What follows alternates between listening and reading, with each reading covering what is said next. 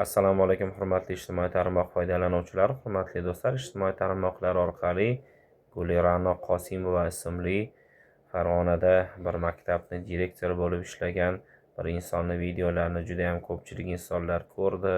U insonga hamdardlik bildirdi, yonida turdi, qo'llab-quvvatlashdi. Xullas kalom, ana shu insonni sudi o'z yakuniga yetdi.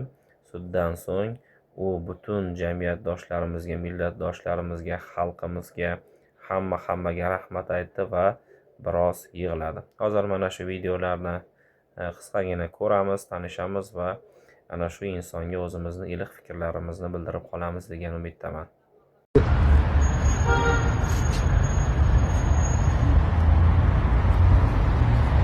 Mana bugungi sud prosesimiz o'z nihoyasiga yetdi. Butun sud oxiriga yetdi.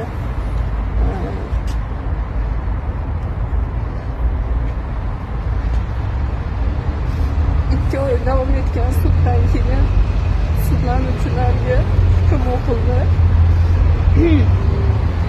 Kellariga 4 yildan ozodlikdan mahrum etildi. Qolgan shu ishda ishtirokchilariga sud raisi tomonidan viloyat prokuroriga xabarnoma chiqarildi holatini o'rganish bo'yicha.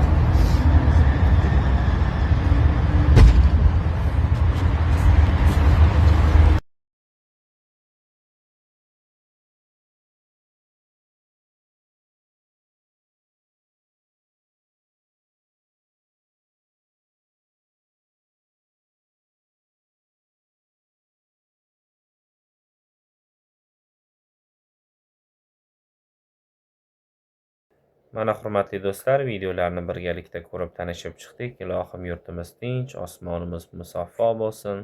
Tinchligimizga, osmonimiz musaffoligiga aslo ko'z tegmasin.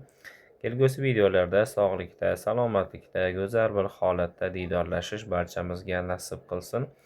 Albatta, insonni 15 kuni qorong'u bo'lsa, albatta 15 kuni yorug' bo'ladi.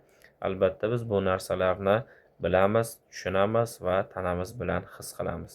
Ilohim tinchligimizga, millatimizga, jamiyatimizga, yurtimizga, ona diyorimizga aslo ko'z tegmasin. Qish mavsumlaridan sog'likda, salomatlikda, sihatlikda bahor oylariga chiqish barchamizga nasib qilsin. Salomat bo'ling.